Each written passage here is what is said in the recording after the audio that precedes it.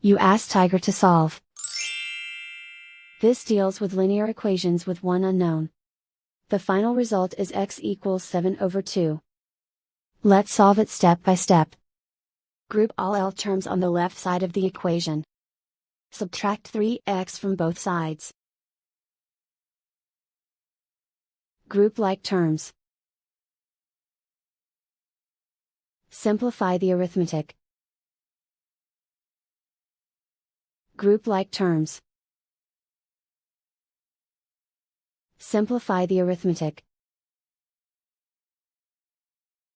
Group all constants on the right side of the equation. Subtract 9 from both sides. Simplify the arithmetic.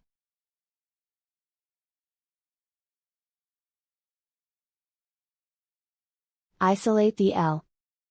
Divide both sides by -6. Cancel out the negatives. Simplify the fraction. Cancel out the negatives. Find the greatest common factor of the numerator and denominator. Factor out and cancel the greatest common factor. And so the final result is x equals 7/2.